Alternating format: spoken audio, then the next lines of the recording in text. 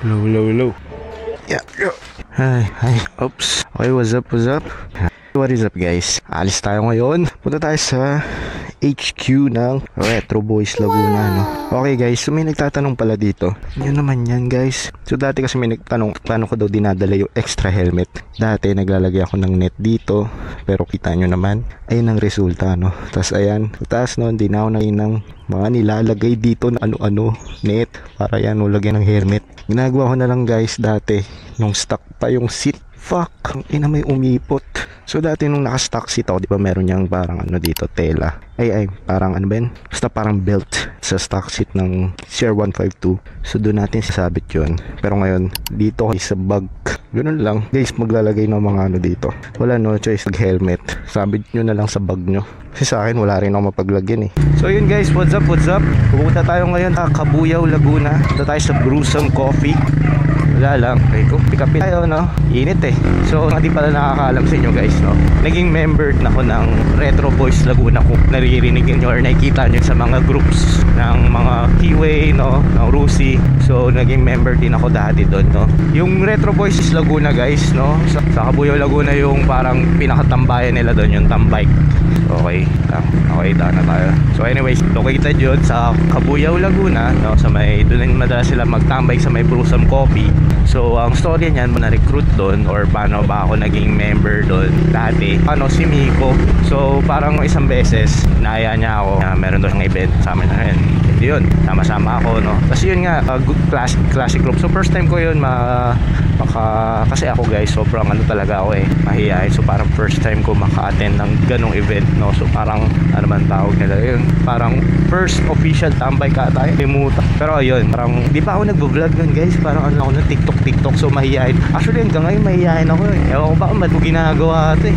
Siguro ka parang may improve ko yung skills ko, no? Yung panaanalita natin. And gusto natin tong ginagawa na ito yung video. Gusto ko talaga. But anyways guys, yun ang sila yung nakasama ko sa sa DGR event. Umattend kami nun sa Makati. DGR Manila pala. I mean yung inatenan namin nun guys. So ba hindi nakakaalam guys, no? Ako po yung nagtatrabaho sa Quezon City. Uwi to sa may Binyan, Laguna. Araw-araw yun, Monday to Friday. So kaya siguro hindi ko masyado na manage yung time ko nun sa pagkakaroon ng classic. Pagod ako nun araw-araw. Tapos may tambay sila every Friday. Pag nakikita, parang yung Friday excited ako dyan kasi nawakas makapagpahinga na ako. Parang ganon. Tapos syempre may commitment pa ako ng weekends kasi may jowa. Wala akong time nun para sa classic group. Then yun, may naiintindihan ba kayo sa mga pinagsasabi ko? Oh my God, who the hell cares? Pero ayun nga basically guys, ako isang simpleng lang, rider. Solo rider lang ako. Introvert. Tinatry ko pang i-overcome tong weakness ko na ito, pagiging introvert. Traffic, no? Lodi. Oops. Paparazzi. Traffic talaga dagi dito sa Binyan. Actually, simula dito hanggang na to, hanggang Kalamba. Huwag ka ng shit. Oras kaya tayo makakarating doon sa Cabuyao. Ay, nako.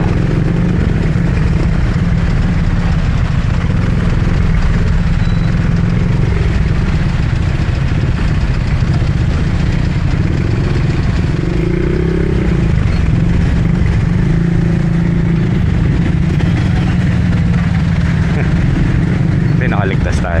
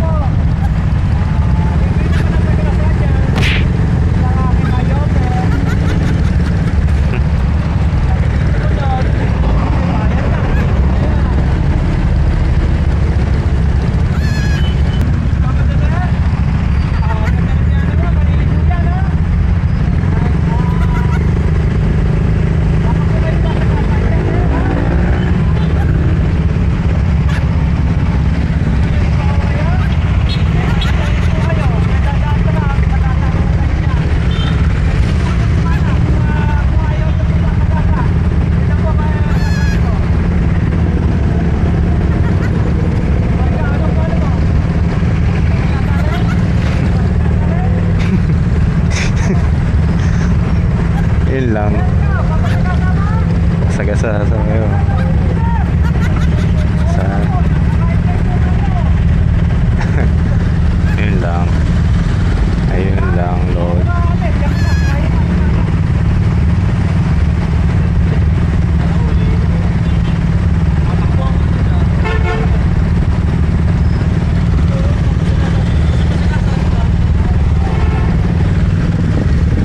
Loko yung umuote ang bota.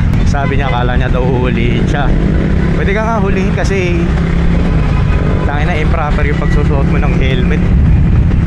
Tapos proud pa siya. Sabi niya tatakbuhan naman daw niya kung huhulihin siya.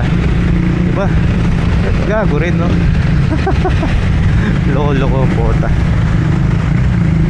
Lalayo din eh. Gago, napwersa pa tayong kumang.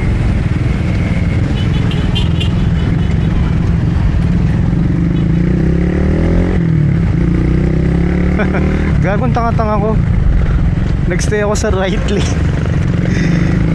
Napuwersa pa tuloy na kumanan. Okay, sige, kaliwa tayo dito. Makakadiskarte kaya ako ng pagkaliwa dito.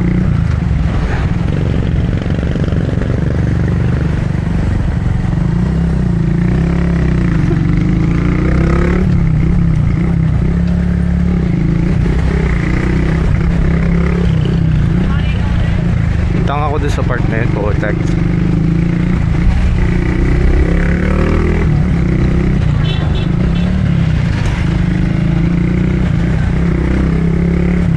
Tanga.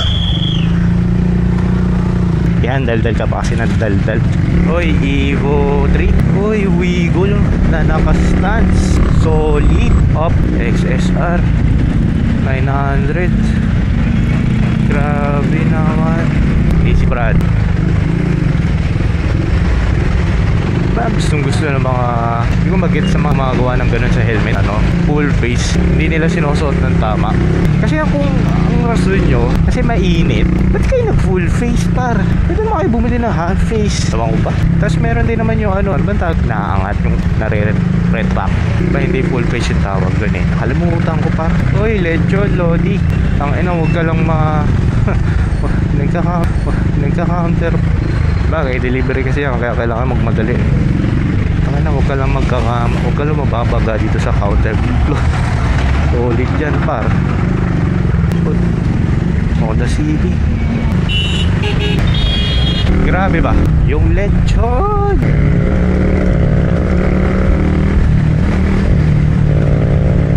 Grabe ang lala. Grabe ang lala. Dito wala, no choice par, unless na lang kung naka big bike ka eh. Pero kung hindi, wala, gagi, no choice, lodi. Gagapangin mo talaga to eh. Gapang talaga.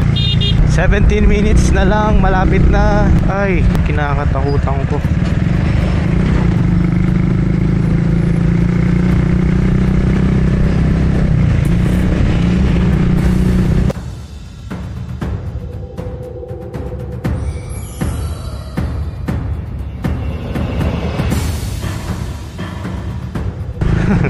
Tanginas, focus malala talaga.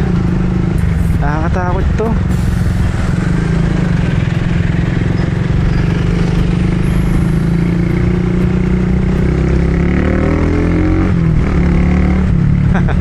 Grabe, nakakatakot, lodi. Nararamdaman ko umiiba ng direction. 15 minutes na tayo sa Kabuyaw, mga lodi. Anong pila yan? Oops, 10 minutes. Hindi tayo ka. Ayun ako pala yung taas. A few moments later. Yeah. Grabe. Uy, okay naman. Grabe traffic. Traffic talaga dito. Diyan si JC. Ano na lang? Mali dito. Kasi si Ben. Si Ben, wala. Baka mamaya pa nila sa motor. Ikaw buong araw ka na dyan. Oo. Tao dyan ngayon. Ay na, kaya nalaw na. Lumis ka ng motor ko. Nakalimutan ko magpakaro. Oo, medyo. Wala mong ano. Headlight. Alam ko na. Oo nga eh. Nagpalit ka nga ng gulong, no? Nice na. Dapat, di ba wala. Habang gastos. Pagod ako siya. Puta ko kaya si Ben. Okay.